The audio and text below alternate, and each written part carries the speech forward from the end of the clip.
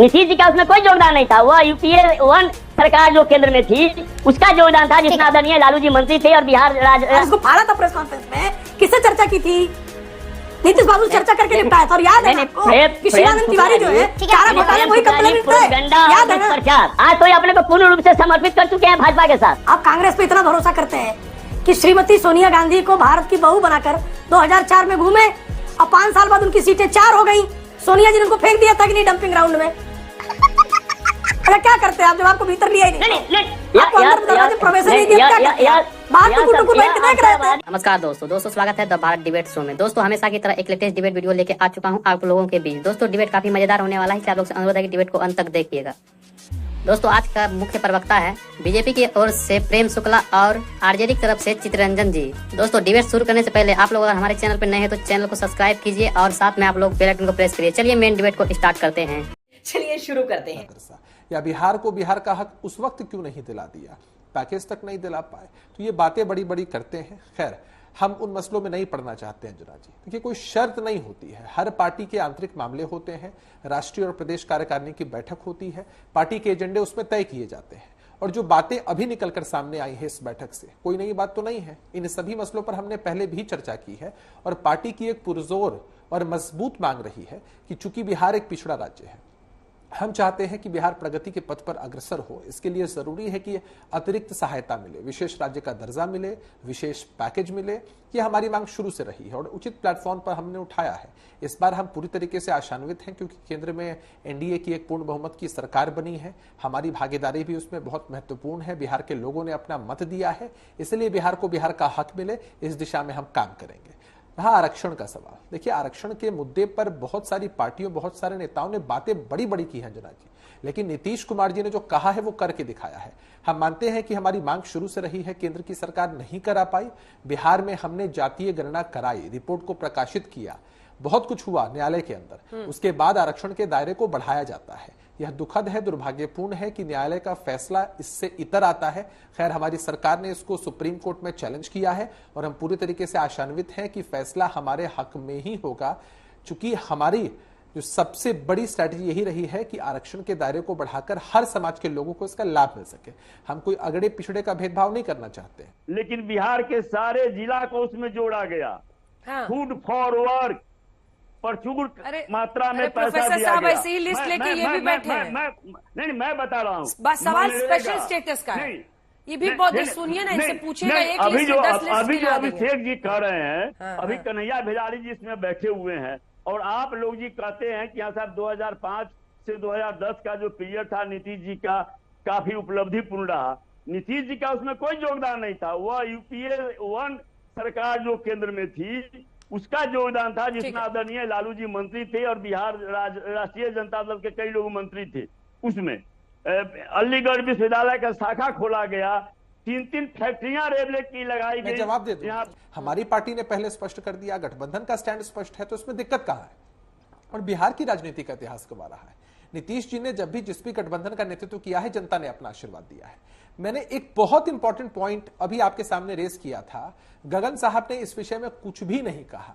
मैंने कहा कि भाई 2004 में जब यूपीए की सरकार बनी, कितने मंत्री थे राष्ट्रीय जनता दल के?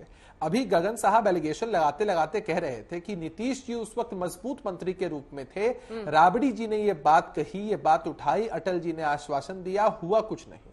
तो उसी लॉजिक के आधार पर जब राबड़ी जी उस वक्त मुख्यमंत्री थी 2004 में और आप केंद्र की सत्ता में भागीदार होते हैं, इतने इंपॉर्टेंट मंत्रालय आपके पास होते हैं आपके हिसाब से, उस वक्त आपकी प्रायोरिटी बिहार नहीं होता है। उस वक्त लालू जी की प्रायोरिटी आईआरसीटीसी घोटाले होते हैं और उसमें किस तरह से पूरा पारिवारिक कुनबा उलझा हुआ है, किस तरह से इनकी क्या मजबूरी है यह समझे। आज तो ये अपने को पूर्ण रूप से समर्पित कर चुके हैं भाजपा के साथ और आदरणीय माननीय महामहिम राष्ट्रपति महोदय का अभिभाषण हुआ, कहीं से भी उसमें जातीय जनगणना की चर्चा नहीं हुई। आज अब जो उसका पॉलिटिकल रिजोल्यूशन में ले रहे हैं, कहीं से भी उसमें बिहार को विशेष राज्य का दर्जा का उल्लेख नहीं हुआ। आज ये तो केवल आईवास करने के लिए जब ये फंसते हैं तब इनको बिहार को विशेष राज्य का दर्जा याद पड़ता है। रेलवे बेहतर काम कर, रेल मंत्री रहते हुए भी लालू जी जो है वो 5 वर्षों में कुछ नहीं कर पाए थे रेलवे के लिए बिहार में। 14,000 करोड़ रुपए दे दिया गया वहाँ फैक्ट्री बैठा हाईवेज के दिए। जो है वो नहीं, बेहतर फैक्ट्री बैठा दिए। 22,000 करोड़ बीच में नहीं, रुपए बीच जो में है नहीं। दिए प्रोफेसर गए साहब, मैं आऊंगी आपसे जवाब ले लूंगी, इसके 22,000 बाद करोड़ आप ही रुपए बोलिए। दिए गए वहाँ जो ग्रामीण सड़कों के निर्माण के लिए, एयरपोर्ट के निर्माण मतलब आप के लिए यही कह रहे हैं ना 1250 कि जब करोड़। इतना इस तरह से पैसा जो है, दिया ही जा रहा है तो आज- विशेष राज्य का दर्जा मांगना गलत है, आप ये कह रहे हैं? नहीं, मैं गलत बिल्कुल नहीं कह रहा हूं। मैं कह रहा हूं कि विशेष पैकेज देकर अब बिहार को विकसित बनाने के लिए हमारा कमिटमेंट स्पष्ट है। जातीय जनगणना पर भारतीय जनता पार्टी की नीति स्पष्ट है। बिहार में हमने समर्थन किया और देश में भी आदरणीय गृह मंत्री जी कह चुके हैं कि हमको जातिगत जनगणना करना चाहिए, लेकिन वो त्रुटिपूर्ण ढंग से ना होने पाए, सतर्कतापूर्ण करना चाहिए, बहुत स्पष्ट है। आरक्षण के संदर्भ में भी हमारी नीति स्पष्ट है। अब वो जो है 9th शेड्यूल में हो या ना हो, ये संवैधानिक जो है इस पर जो है विमर्श करना जो है सरकार का दायित्व है, तो सरकार उस पर विमर्श करेगी। और नीतीश कुमार जी जैसा व्यक्ति जब कोई प्रस्ताव ले आता है तो निश्चित तौर पर उस पर संवैधानिक विमर्श होगा। अरे आज भाजपा में आप देख लीजिए ना कि 240 सांसद में 114 सांसद जो है जिनकी पृष्ठभूमि कांग्रेस की रही है, कांग्रेस से आए हुए हैं। तो इसलिए, और मैंने कहा कि भाजपा का जो चरित्र रहा है कि जिस कंधा का सहारा लेकर ये आगे बढ़ती है उसका कंधे को सबसे पहले तोड़ती है। ठीक है, जवाब दीजिए इसका, प्रेम से लेकर ये ऊपर चढ़ती है उस सीढ़ी को तोड़ती है। या भाजपा का चरित्र है, कोई मैं सामने है। और वकील तो भेड़ारी जी कह चुके हैं, अब उस पर को हम पुनरावृत्ति उस पर मैं नहीं पुष्टि करना चाहता हूँ ना भाई चितरंजन जी, आप कांग्रेस पे इतना भरोसा करते हैं कि श्रीमती सोनिया गांधी को भारत की बहू बनाकर 2004 में घूमे और 5 साल बाद उनकी सीटें 4 हो गई। सोनिया जी ने उनको फेंक दिया था कि नहीं डंपिंग ग्राउंड में, याद है कि नहीं? आपको याद है? नहीं, याद है कि नहीं? लालू जी कहा करते थे कि मैं कुर्सी नहीं, इसलिए लेके नहीं, उसमें हम बाहर से समर्थन नहीं। सुन लीजिए, अरे सुन लीजिए बाबू, इसका जवाब आपसे ले लूंगी चित्रंजन जी, पूरा कर ले। चित्रंजन जी आपसे जवाब ले लूंगी, सुन तो पूरा कर ले एक बार, प्रेम शुक्ला जी पूरा कर ले। यूपीए 2 में हम बाहर से अभी मैंने आपको उदाहरण थे ही दिया। नहीं। यूपीए 2 में 2009 में मैंने अलग चुनाव लड़ा। अरे सुन लीजिए, यूपीए बाहर से समर्थन आपको लालू भीतर नहीं लेते तो करते क्या? अच्छा क्या करते हैं आप जब आपको भीतर लिया ही नहीं? आपको अंदर दरवाजे प्रवेश नहीं दिया, क्या करते हैं? बाहर टुकुर बैठ के देख रहे थे, बाहर बैठ के टुकुर 5 साल देखे, भाजपा की है। और उसके बाद यूरोप चले गए गुरु भाजपा आप। की है। मैंने कहा कि 2009 में मैं यूपीए अब आपका नेचर तो बता रहा हूँ। चुनाव लड़ा था। अब आप उसको आप जो है नहीं, आप यहाँ बताइए कि जो लोजपा आराम के से साथ में शांति से थी, सुन लीजिए। और उस आपको अंजना जी ने कहा आपको मौका देंगे। पशुपति पारा ठीक जी है। के साथ गगन जी इसके बाद आप ही की बारी होगी। एक सेकंड, शाउटिंग मैच नहीं सर, प्लीज एक सेकंड सर, रिक्वेस्ट है आपसे, प्लीज उनको बात पूरी करने दीजिए, इसके बाद आप ही को मौका मिलेगा। गगन साहब ठीक है, मिस्टर शुक्ला पूरी कीजिए बात। याद है 1993 के चुनाव में लालू जी जाते थे प्रचार करने तो अपनी कुर्सियां साथ लेके जाते थे। लोग पूछते थे कुर्सियां काहे लेके आप टहल रहे हैं? कहते थे कांग्रेसी छीन लेंगे ना कुर्सियां हमारी, इसलिए साथ लेके टहलते हैं। आप भूल गए होंगे। और लालू जी की ये नीतीश कुमार जी से ही चर्चा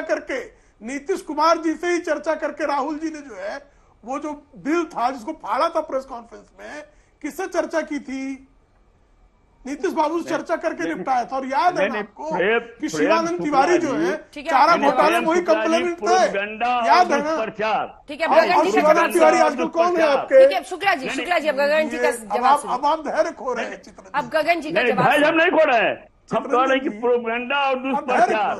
आज आप जवाब धैर्य खो रहे, मैं जितनी घटनाएं बता रहा हूँ। हेमंत सोरेन बाहर अरे लीजिए, हम तो साथ में, हाईकोर्ट ने आप क्या बताइए, टिप्पणी की, अब आप जवाब सुन लीजिए दीजिएगा। साहब। नहीं, प्रेम शुक्ला जी, हेमंत सोरेन साहब यहाँ वहाँ की बात कर रहे हैं। हाईकोर्ट ने क्या, शाउटिंग मैच चल रही है आपकी सर, आप जवाब दीजिएगा। शाउटिंग लेकिन मैच चल रही है इतना आपकी। दिनों तक नहीं, इतना दिनों शाउटिंग मैच चल रही है आपने आपकी साहब। तो वहाँ पर कहा ना आपके अंजना जी, माननीय ये तो प्रधानमंत्री शाउट जी डाउन आकर कर रहे हैं कारखाने भाई। में बोले एक भले कि प्रवक्ता देखिए, को शाउट डाउन कर भ्रष्टाचार रहे के हैं। मामले में हेमंत सोरेन जेल के अंदर गए। ये तो जंगल आपके राज की प्रधानमंत्री आप दिला जी, रहे हैं। आपके तो डिबेट को अंत तक देखने के लिए धन्यवाद। तो दोस्तों आप लोग का आज के डिबेट वीडियो कैसा लगा आप लोग कमेंट सेक्शन में अपना राय जरूर लिख सकते हैं। अगर आप लोग हमारे चैनल पे नए हैं तो आप लोग चैनल को सब्सक्राइब कीजिए एंड बेल आइकन को प्रेस कीजिए। चलिए दोस्तों मिलते हैं कोई और लेटेस्ट डिबेट वीडियो में, तब तक के लिए जय हिंद, जय भारत, वंदे मातरम।